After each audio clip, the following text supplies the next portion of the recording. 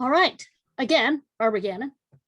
I am a history professor. I am a military historian. I do the military side of the Civil War, but also I do Civil War memory. And that all came about. My first book was about the Grand Army of the Republic, the Union Army's largest veterans organization. And as I was doing it, I was writing about veterans. I'd always been interested in veterans. And what happened was I did a lot of research and I found out what people had said was wrong about both the GAR and to some extent how people remembered the Civil War, i.e. not what historians wrote, even though sometimes it was historians, but it was also how average people remembered it. And so that's how I came onto this. But I've done a lot of work on a lot of different things and sort of came up the issue I'm going to talk about accidentally. And you may have noticed this University of Central Florida, and this is a Florida story. And Florida is not exactly the Joshua Lawrence Chamberlain of the Civil War. It actually tends to be forgotten and overlooked. But I think that's part of our story here.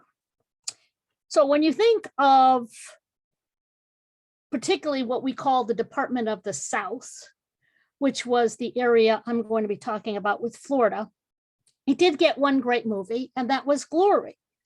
And it's mostly about the 54th Massachusetts Infantry, colored actually the anniversary of the Battle of Fort Wagner, which was portrayed in the movie, just occurred 3 days ago. It was the 159th anniversary. Now, what people forget is there were a lot of different white groups there, a lot of New Englanders, including the 9th Maine. They were also at Fort Wagner. They served in the same brigade as the 54th. Now, later, Maine men are also part of my story, not as large as other states, but still there. I'm going to be talking about a battle in Florida called Olustee. Maine men were part of the larger campaign in Florida, the 9th and the 11th Maine. Now, the greatest battle of the campaign was at Olustee. It's also known as Ocean Pond. And there were Maine men, despite the fact that there were no Maine regiments in this battle, as part of the 7th New Hampshire. Now, among the men of the 7th New Hampshire, George Anderson, Samuel Smith, Charles Swain, Henry Potter, they all died in Andersonville after they were captured in this battle. That was the fate of many members of the 7th New Hampshire. Edward Carr was among the wounded. And if there are any Canadians listening, Canadians were there too. Murdoch Nicholson, of Prince Edward, he was left for dead, and we'll be talking about the dead. Dennis Shaw was wounded at Olustee. Daniel Burns was wounded and later discharged after that wound. There was a member of the 54th Massachusetts, an officer who served at Olustee, and I have a picture of him, Charles Duran. But this is not as much about Maine men per se, but about what I call a disgrace that has been committed against all of these soldiers. And I know these Maine soldiers would be as angry as the way their comrades have been treated. Now, a couple things. I'm going to show a PowerPoint with some pictures, and I'm also going to show you a story map we've done. Okay. Now, I'm here today to talk about righting a great wrong. Oh, do I have sharing privileges?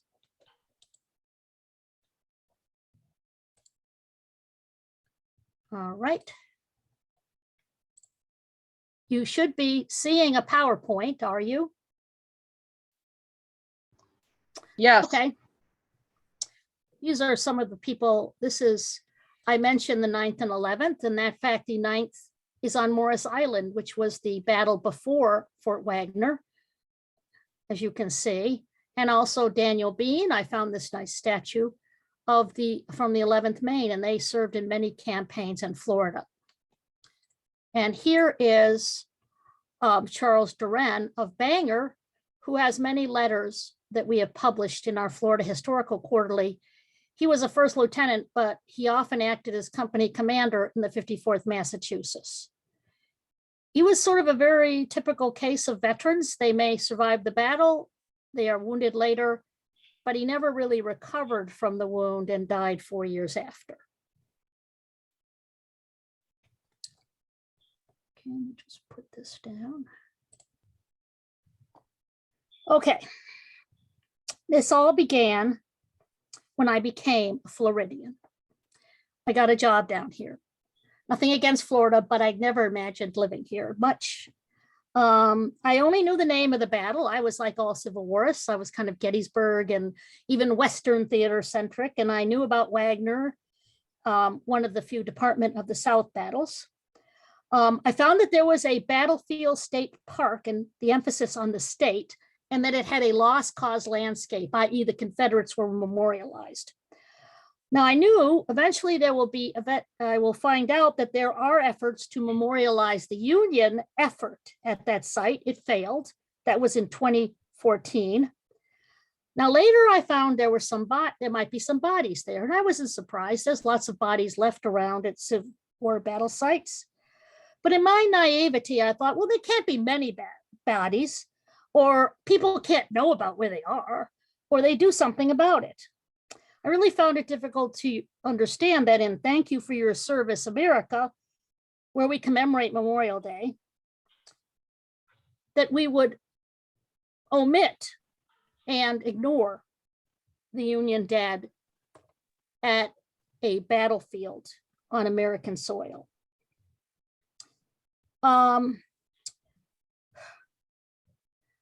It would surprise me, and it did, and it still continues to shock me, that there is an unmarked graves of American soldiers that pretty much everyone seems to know about in the area, that is unmarked still and unmemorialized in any way, shape, or form near Olustee battlefield in Baker County, Florida.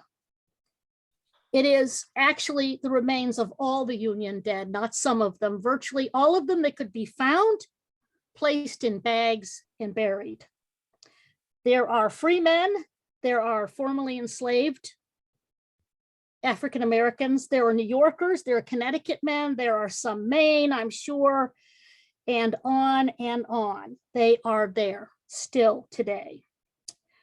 I call it, they represent the interracial coalition that freed the enslaved and preserved the Union.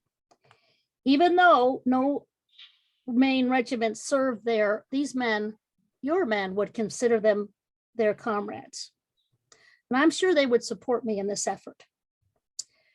The skeletal remains lie in body bags in a mass grave found after the war. Their remains had been eaten by feral animals. They lay there unknown and unhonored because of the cause for which they gave the last full measure.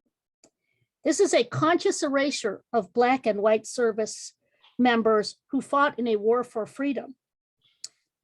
And a lot of it had to do with America's refusing to remember the Civil War because they wanted reunion and reconciliation above all.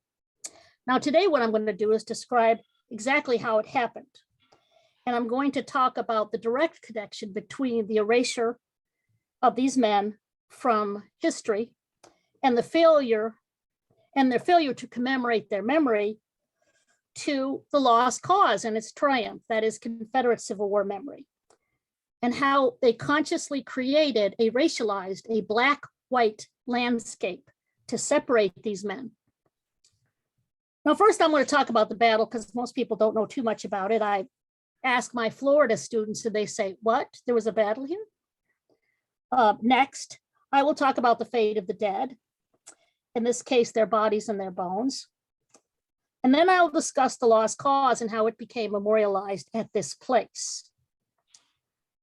And it has been preserved that way to this very day, even though an American flag flies over it, and it is a state-run and operated battlefield park. Now, one of the people involved in this, or groups, is what we call the usual suspects of Civil War memory, the United Daughters of the Confederacy. They are not solely responsible, of course, for this erasure. There's plenty of blame to go around, but it's also about the abject failure of officials to address the fate of well over 100 US soldiers that can only be attributed to the idea that it was more important to be reunited than to treat these men as they were meant to be treated, as veterans, as soldiers of the United States Army. Now, I have to say, this is not just my effort. I have interns and graduate students and undergraduate students and classes and all sorts of people who worked on this with me. It had started, I had believed there was something going on, and I sent out a very bright young man to do his MA, Steve Treslad, who came up with a lot of this story, and we followed up and gotten even more details. Just get this.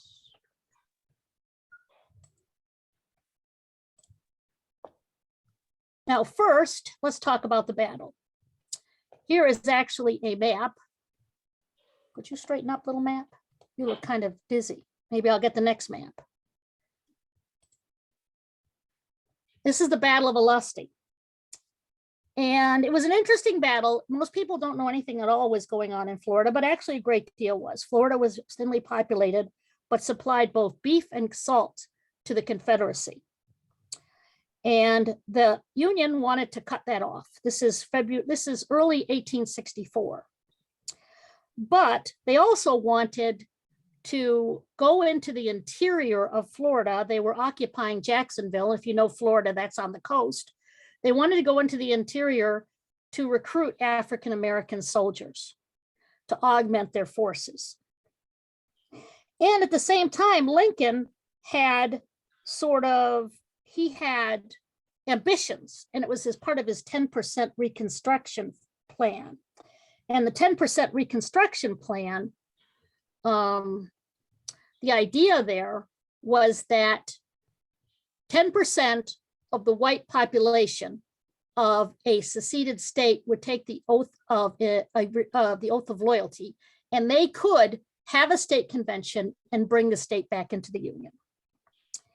So they thought they could do this in Florida. So for a lot of reasons, they decided to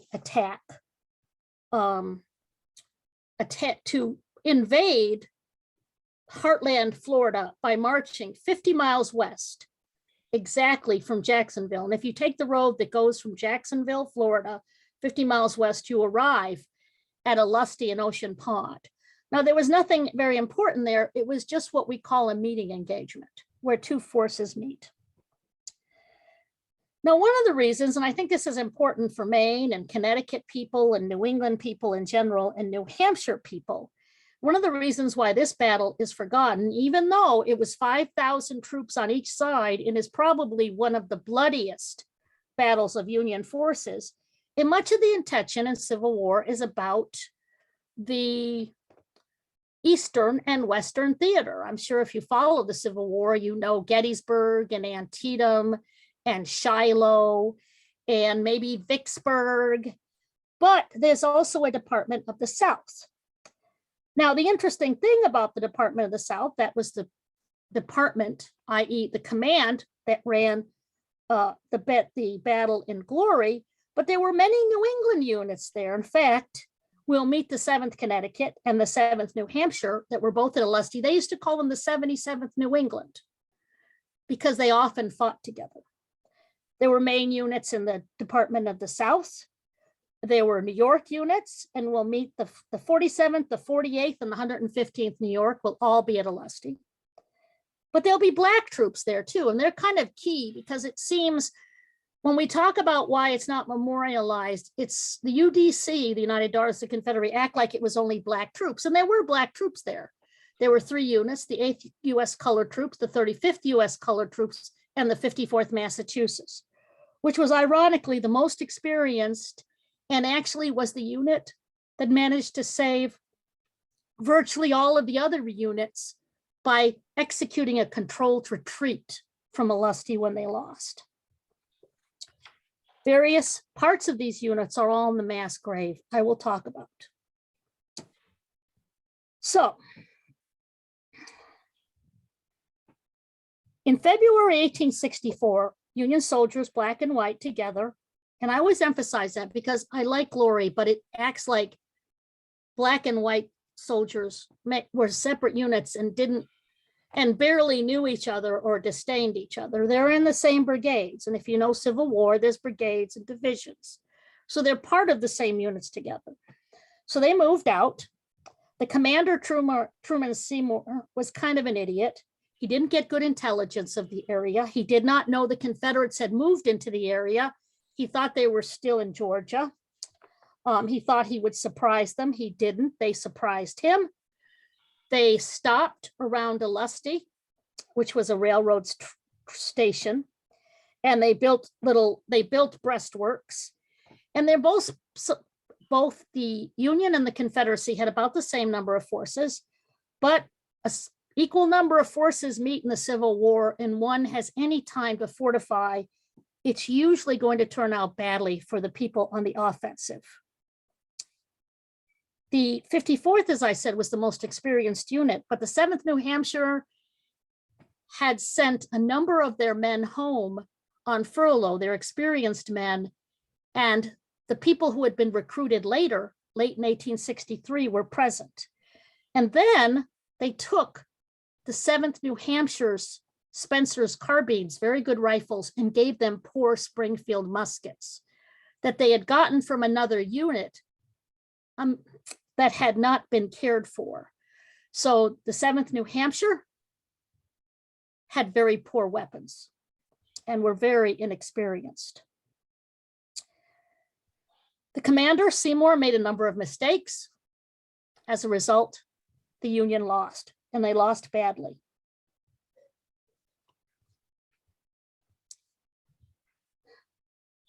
Now, it was a very hard-fought battle. And when it was over, the Confederacy dominated the field.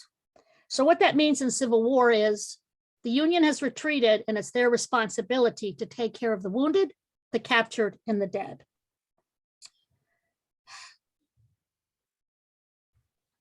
What they did was they executed some of the Black soldiers they captured, including if they were wounded, and Confederates are the witnesses that support this. They did not bury the Union dead properly. They buried them in shallow graves, if that. They sent their captives to Andersonville, which, despite what everyone says, was terrible. It was uniquely terrible.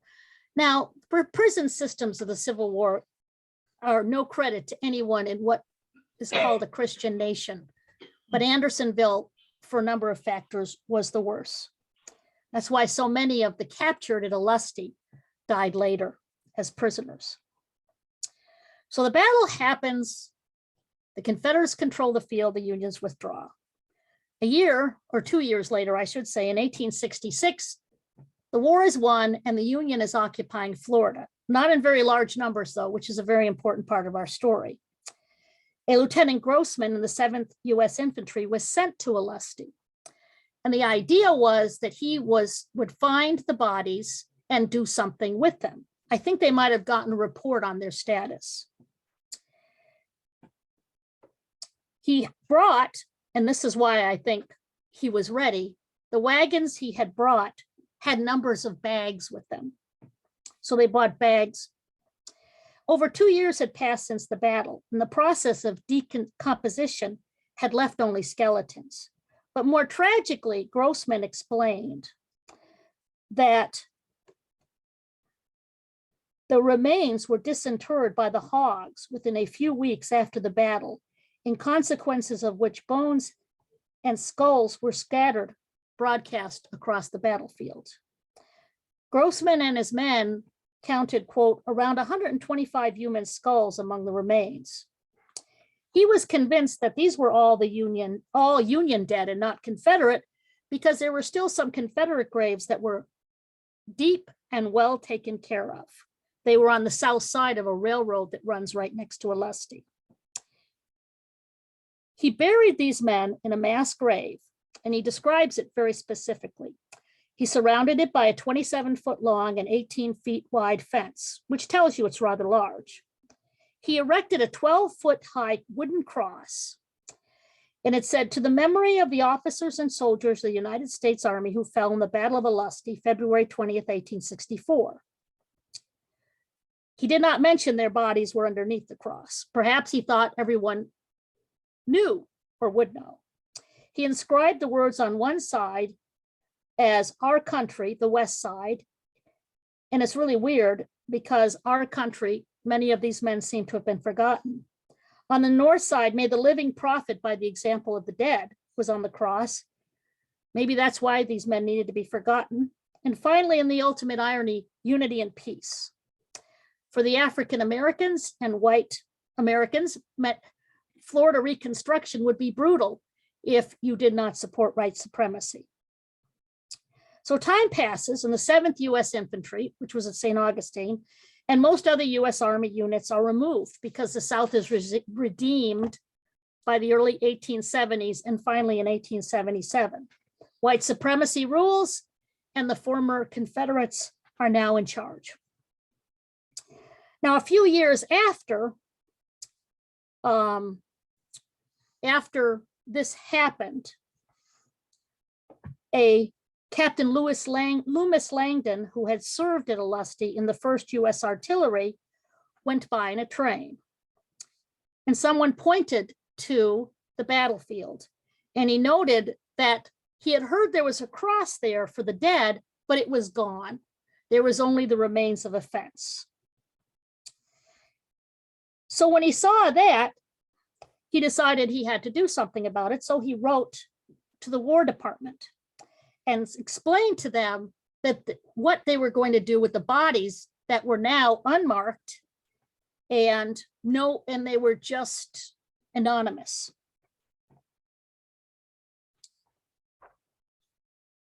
So the War Department wrote him back and said, no, we're not doing anything because there's a soldiers' cemetery at Olustee. And there wasn't any soldiers' cemetery at Olustee. There was only what was left of a fence.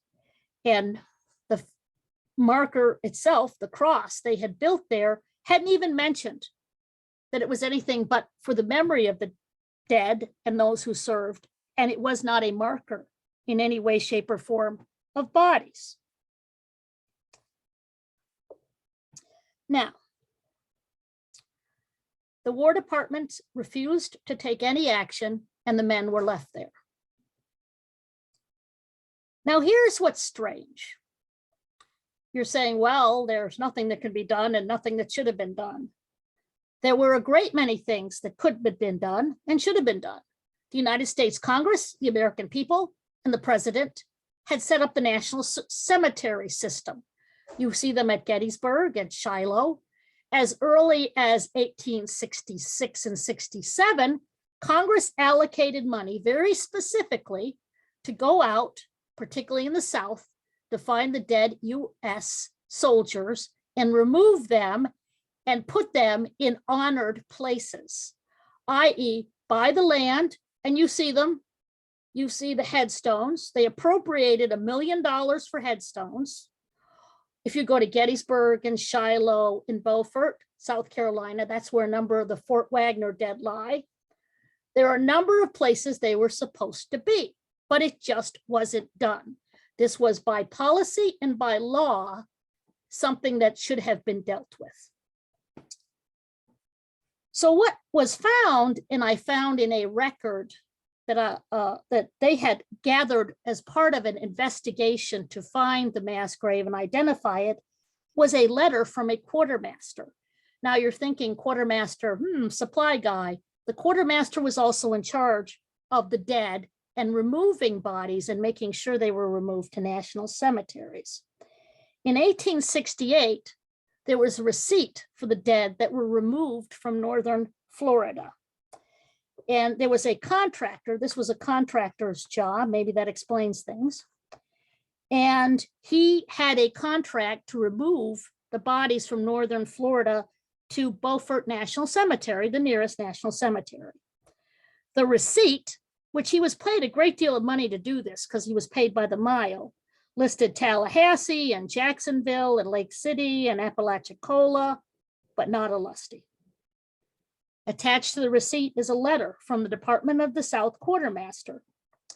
And he just said, I have to get the letter he was replying to, but it's probably, I'll have to get up there after the National Archives have recovered from COVID. I have some doubt in my mind as the correctness of the statement by Mr. French, quote, that the authorities objected to the removal of the bodies in the spring of 1868, when the disinterment in that vicinity took place on account of the lateness of the season. And he's incredulous because if they were buried right after the war, why would there be any problem with moving them? Quote, I do not understand why objections should have been raised removing them at such a late time. The only place that there were bodies and battles that were not on the receipt was Olustee. Okay. Now, people say, well, why couldn't the US Army enforce its will and make sure those bodies were removed? By 1868, there were 1,200 US soldiers in all of Florida and only 67 in nearby Jacksonville. And a lot of them were infantry and not cavalry, and that would have been quite a march and quite a projection of power. So that's where I think it happened. And you're saying, you just have that letter? No, I have the testimony of so many people who casually talk about the mass grave and say, oh, well, yes, the mass grave's over there. And in fact, the first time I went to Olustee, the person who was in charge there, sort of the maintenance, I said, well, I'm interested in the dead of Olustee. And he goes, oh, you mean the 12 by 17 mass grave? Like, I had not mentioned the mass grave, but he knew exactly. I think he was citing from the Grossman report, at least some of the figures, and he knew it exactly that it was still on the field. So when the quartermaster in the 70s replied, or excuse me, the War Department replied, they obviously, I'm not sure if they knew what had happened. They just sent to Loomis Langdon Grossman's report and told him that it was all taken care of. They were violating both the spirit and the law, which demanded that the Civil War dead be found and taken to national cemeteries. Reenactors, though, I mean, one of the things I will talk about is what happens later. And let me pull up this. This is reenactors in, let me get this here, in 1991, note 1991, placed a new cross there that met the complete specifications that Lieutenant Grossman described when he explained what the cross looked like. This is, however, cement. Now I'm giving you this important picture. It doesn't say anything about the dead. It took 120 odd years by private citizens who did this. Now you see this, you're like, well, Dr. Gannon, there is a memorial. This is not the battlefield. This is an African-American cemetery next to the battlefield. It's not as clear here, but there is a fence between the cemetery and this and the battlefield itself.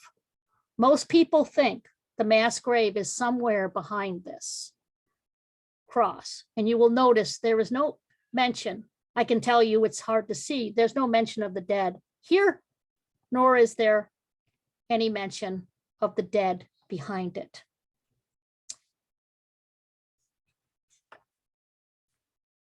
Now, the park is not without memorials. This is the Confederate Memorial at the Florida State Park. It was built by the United Daughters of the Confederacies and dedicated in 1912. Now, some people say, well, it just has to do with, honoring their dead. Well, their dead aren't there. Their dead are in Lake City. All of the Confederate dead were removed. The only dead at Olustee are in the mass grave. Now, here's interesting is that they had to use their political power, and the UDC had a lot, because there was this one congressman, or at least a state senator who wanted to be a congressman, named Frank Clark. And he had originally written the bill the state of Florida paid for this, a good chunk of this money, to include the Union dead. The state division of the UDC, and this is covered in papers at the turn of the century, demanded that the language be changed, and it was, and they removed the Union dead and a mention of them. And they were specific on why. Quote, if the Union dead had been white men, it is possible we would have remembered them in the bill as they were Negroes. We ignored them in the bill. We consider the change by the legislature as worthy of our highest indignation. Not only did they make sure the language was changed, but they made sure that Frank Clark lost his election. They ran someone else against him, and he lost his election for Congress that he had been organizing. So they again made it a black issue, but that is absurd. There are probably more white soldiers in that than there are black soldiers. So the UDC stayed on that field, and they controlled it until it became a Florida state park just after World War II. Here's a close-up. It is a very ugly memorial, just saying. Ironically, you can't see in this picture, the memorial has a US flag with an MIA POW black flag. They put up smaller memorials. This is to Finnegan, the commander, the hero. No, excuse me. This is the first one is for General Alfred Holt Colquitt, the hero of Olustee. This is also at the state park, saying it prevented an Sherman-like invasion. And the next is Commander General Finnegan. This is a black and white. So they continued to build monuments. In 2014, there was an attempt, 2014, to get one Union monument. And no one brought up the fact the dead were there. It's not very well known, I don't think. But it failed. And it was the UDC and the Sons of Confederate Veterans and other heritage groups that basically shot it down. So there's still no Union monument. But as I went up there, people would say, well, you have a monument. You have a Union monument, and they point to the cross. But here is the layout. This is, the cemetery is this very small indentation where there's a fence that is clearly, and it is made up of, it is African-American men and women who live there, who are buried there other than the soldiers. This is the entire state park. And it is surrounded by federal land. And actually the state park is just managed at Florida's behest, the Osceola National Forest.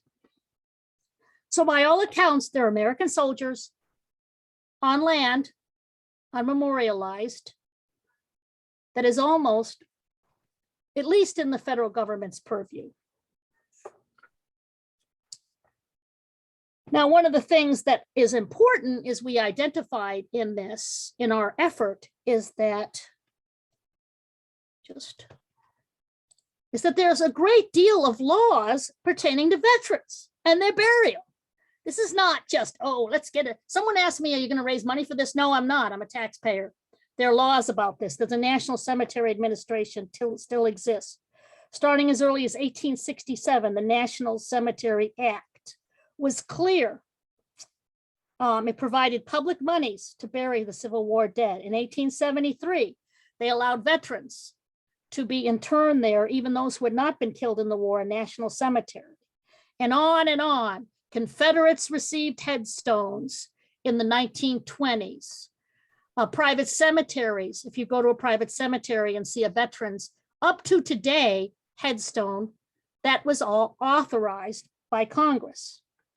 In 2012, the dignified burial and other veterans benefits ensured a dignified burial for deceased veterans with no known next of kin. And it provided that furnished caskets and urns for veterans. And this was about homeless veterans who were unclaimed and left their urns, generally from being cremated, on a shelf somewhere. There's been 56 years since the National Cemetery Administration was created. Every year you pay for the National Cemetery Administration. It still exists. I think these men come up under these laws. There's no sunshine clause as near as I can see. This is an unresolved issue. It's a forgotten task, which we should complete. And a lot of this has to do with the fact that these men fought in a cause Southerners rejected, which was Black freedom, when they put in what one comedian called slavery light during Reconstruction and during and afterwards through de jure legal segregation and disenfranchisement. And the Civil War memory was part of this. And oddly enough, Northerners seem, even though they were initially outraged, they seem to be okay with it. I had a front page article about this in the Jacksonville Times, and I received minimal interest in this issue. So instead, my crew decided that we would do a story map, a website to get people on board. And this is our website, and I will share it with you, but this will give you an idea of what we're planning and what we're doing. Olustee, Finding the Forgotten. And we have an overview of the battle with some background on the Civil War in regiments. This is a well-known drawing of the 8th U.S. Colored Troops at Olustee. They were very brave, but very green. And they took heavy casualties. These are the generals and these are the regiments, with some background on what regiments are, because people don't exactly understand regiments. Now, this is the key, one of the keys in our analysis. We've done a great deal of analysis on who was left there. And these are mustered out soldiers. And mustered out soldiers are when the Army said your service ended February 20th, 1864 in Olustee, Baker County. That means you died. These are members of the 47th and 48th New York, and right underneath them, members of the 54th Massachusetts. Actually, because the 54th Massachusetts did not lose its integrity, i.e. it kept together, they actually had relatively low casualties. And here I list them, casualties in the various units, background on Florida and the Civil War, and some more background on the battle itself. That's what that rather blurry picture looks like. And we have little movies on it that I had graduate students make that explain what happened, including the context of Florida Reconstruction. Now, what I mean why it's very annoying, here's the legal background, which cites every single law related to veterans burial and how those rights were expanded. And there's my front page at Florida Times Union, which happened February 20th, the anniversary of the battle. So as you can see, something needs to be done. US soldiers deserve better, much better. This is a memory of men, white and black, free and formerly enslaved, who by their sacrifice really gave us freedom. And I will be relentless in my effort to get these men recognized. Thank you.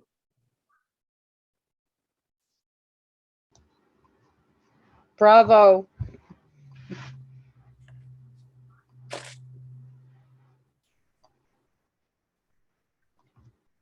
That is an amazing body of work that you've done on your website. Thank you. I have to admit, I have some excellent students. This has been a great student project because they're more technically adept than we are.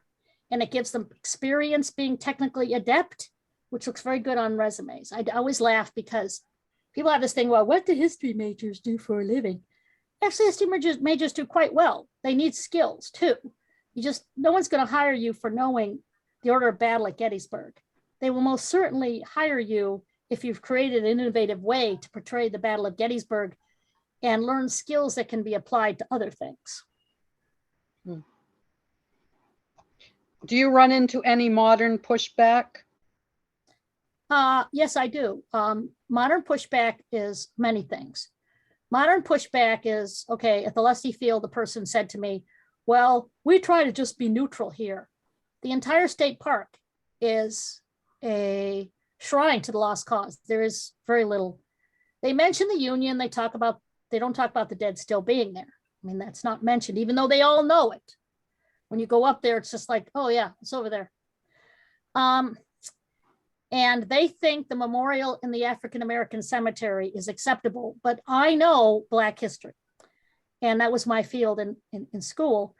And one of the things I said was, when I first started this and I found out with the mass grave, I said, well, what they did was they put the mass grave there. Then they said, hey, Black people, you can have this to bury your dead. And the local archaeologist agreed with me. Now, one thing I did cut out for time, there was an archaeological study in 1994 they didn't finish, but they found evidence that there is a mass grave there. And they did that, and it's very archaeological, if anyone knows this. The hard pan had been disrupted. That's what you dig down to in this hard pan. And they never did complete it. They just found that there probably was one about where everyone thinks it is.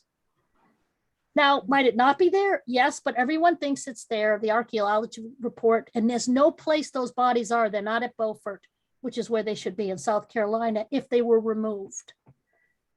And everyone's very casual about it.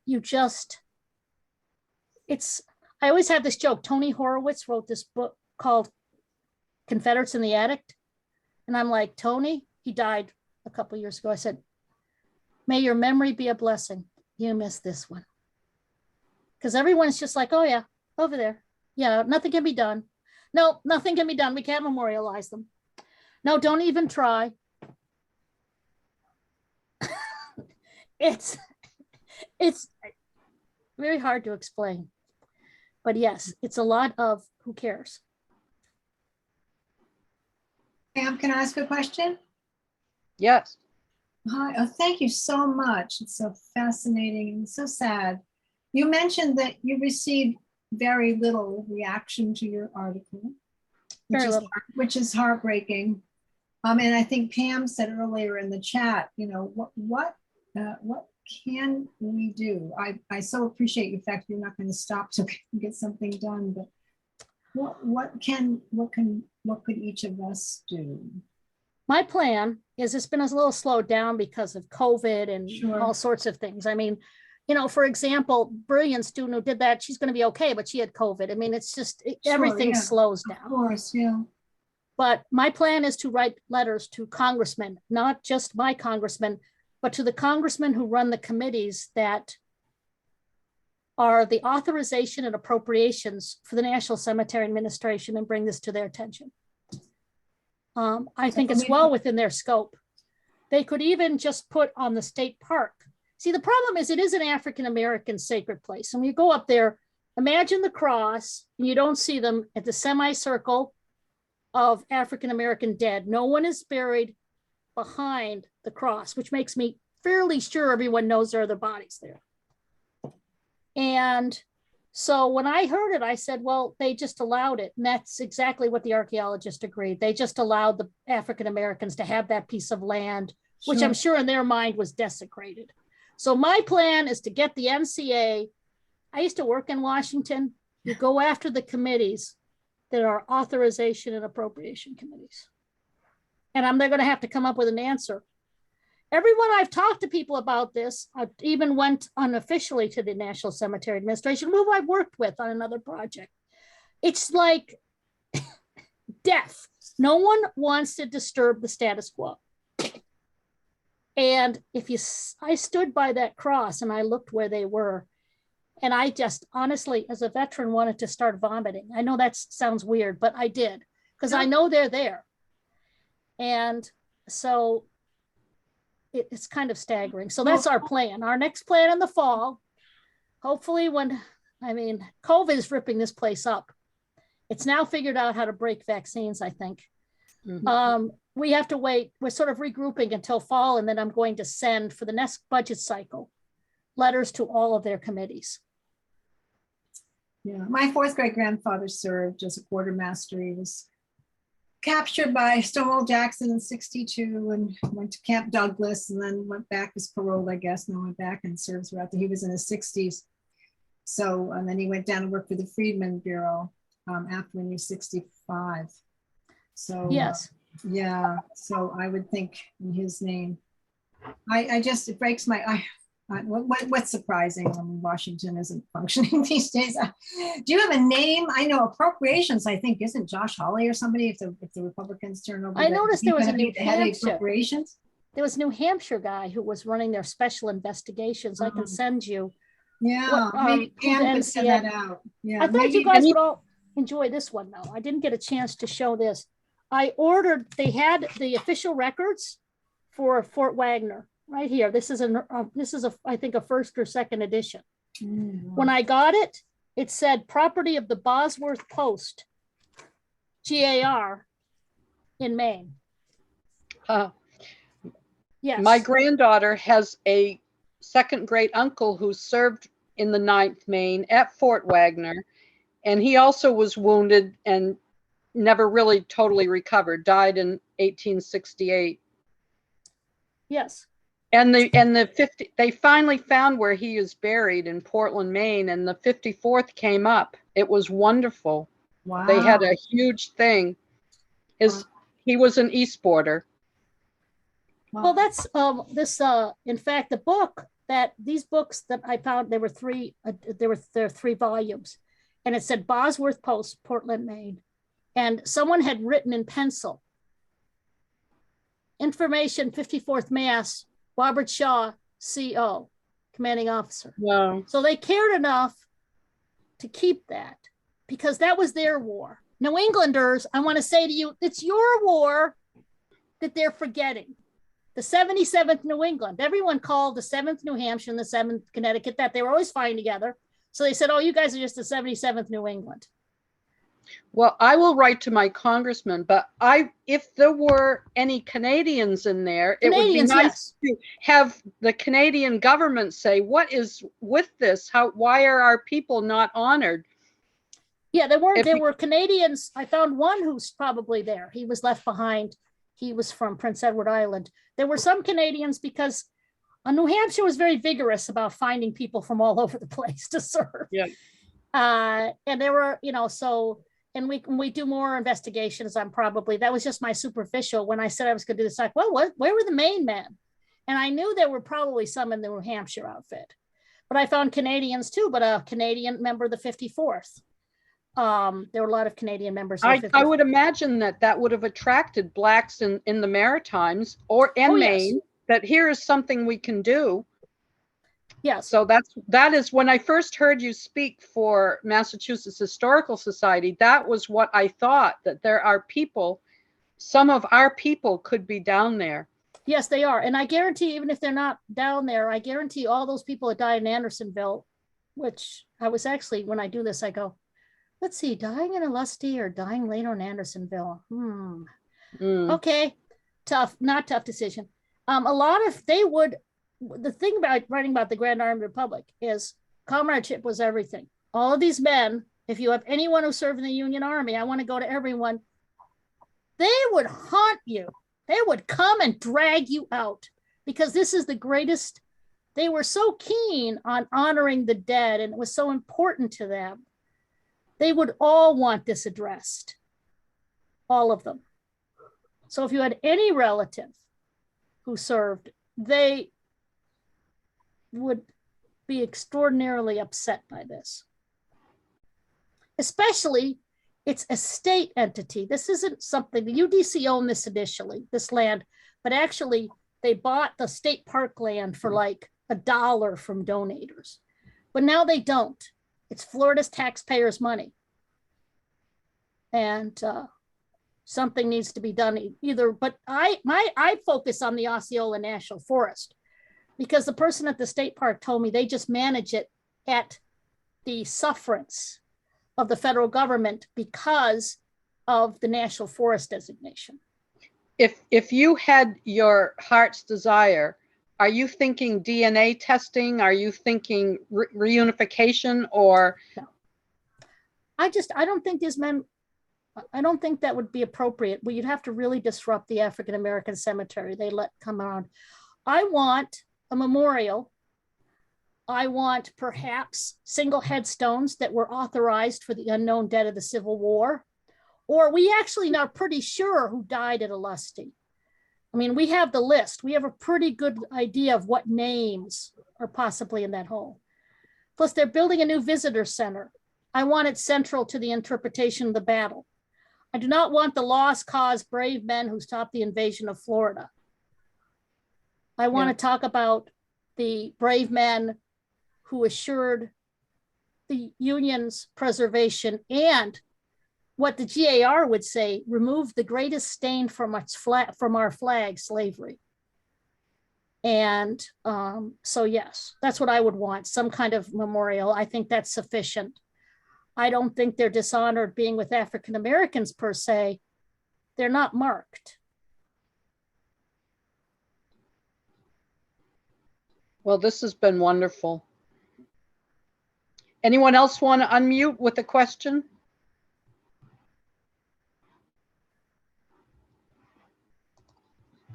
Let's see. Any in the chat I can read? I think that you addressed it, and Ariel. Lynn said that she saw the reenactment and it was wonderful seeing all the men and women on horseback. Yeah. I mean, they had this reenactment, and that was the people who did it. You know, the only people who decided something had to be done. But there does seem to be a weird, I don't know what to say about it. It's very strange. It's almost like a taboo subject, even though when you start talking, everyone admits it's there. And the archaeology findings, I mean, I had an archaeology colleague and I had them look at it and they said, yes, it's saying in archaeology talk, which I've gotten better at, that there's likely something there. But yeah, I mean, and I understand that, but you see, actually, I even tried this pitch. I'm a Floridian. I said, look, if we could make this a big deal for the Union cause and African-American soldiers, you'll have more tourists. Not a lot of people visit there. I said, this could be great. The place is I said, you don't even have chain fast food restaurants. Come on. You could have tourists. This is the way to place a Floridian. People come see it if it was a big deal. And I didn't get anywhere with that, which tells you everything you need to know, because that will get Floridians anywhere. But yeah, I tried that. I tried the pitch of Civil War tourism. Because I've asked everyone, I said, look, can't we just do a project? You guys could join in with UCF and deal with this terrible issue. No, we can't. But like you said, this is money that should come from the federal government. Yes, it should come from the federal government. Absolutely. There's, and my story map, which I can send you, Pam, to share, we lay out all the different public laws that are relevant to veterans burial. And the American government is actually singularly among world governments generous, particularly to the burial of veterans. And even those who didn't die in war afterwards. We've worked with the people like at Bushnell National Cemetery. That's mainly retirees from Florida who are buried there, and they all have beautiful headstones. And it's a beautiful place. National cemeteries are beautiful because our taxpayers' money does what we want it to do to keep them beautiful.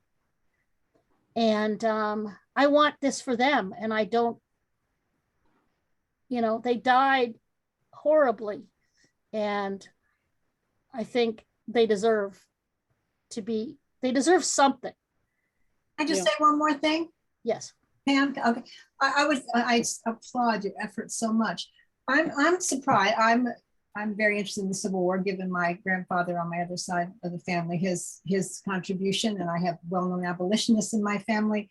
So I've been very interested in that over the years. And I found there's a lot of resources, or so many roundtables, and Peter Carmichael out of Gettysburg, and on C-SPAN every weekend, there's those, Civil War, Civil War, Civil War.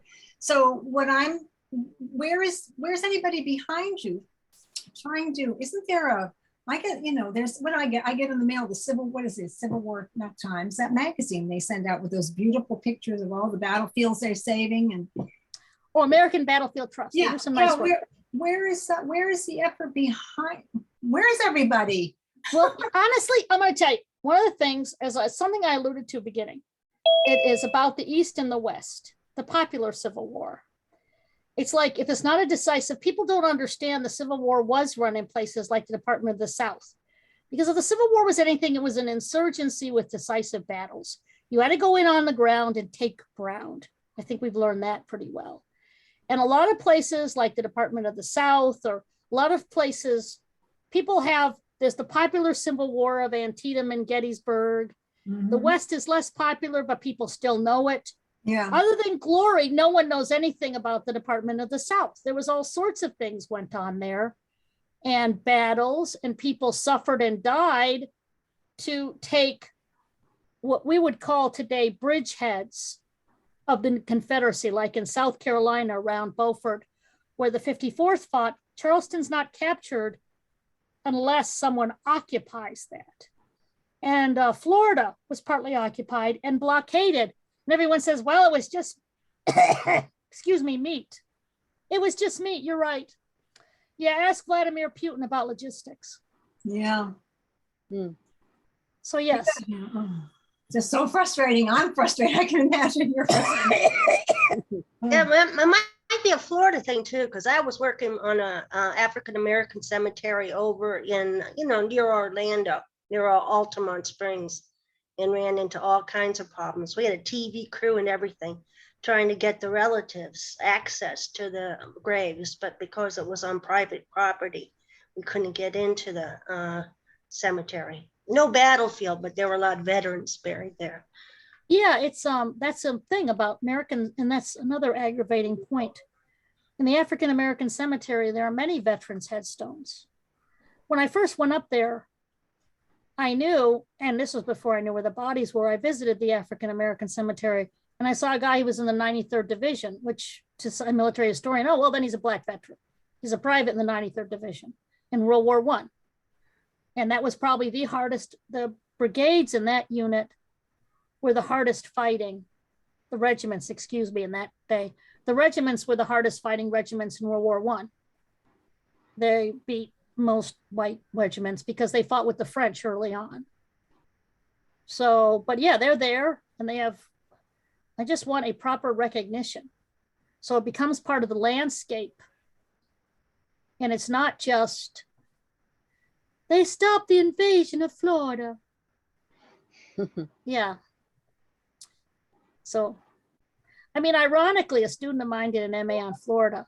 Floridians, a lot of them didn't want to secede, but the people who ran the government were mainly people who come from Alabama and Georgia, and they had a quick secession vote before they said, quote, the Unionists could organize.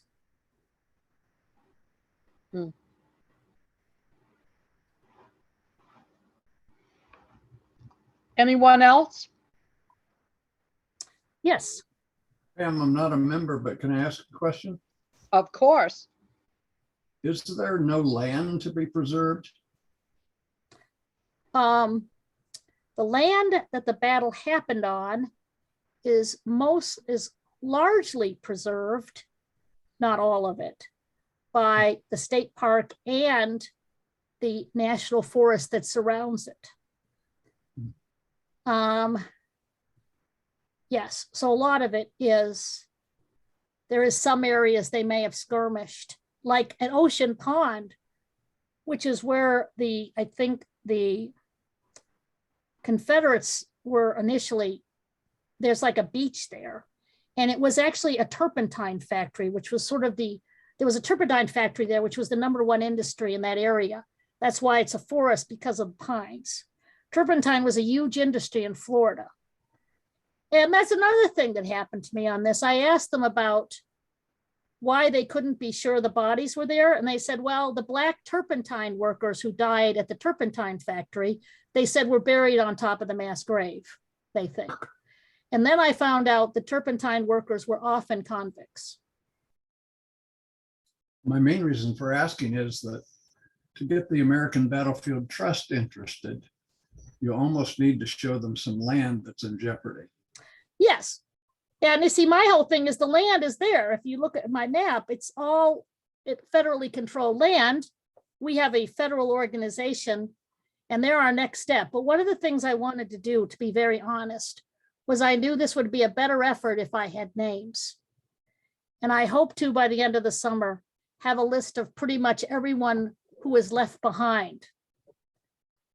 Because, and at least their states, so we could get people mobilized. Because, yeah, it's New Hampshire and New York. And bring in the genealogists. And it's New York. In fact, it's funny, these regiments, I'm going to write the book on this because these regiments are perfect for the Civil War. I've got 2 immigrant regiment, native born regiments, regiment of Black men who were free, a regiment of Black men who were enslaved. I've got, and they're really, I mean, like I got a New York City regiment, I've got a rural regiment. They're very much a hodgepodge of the Union Army.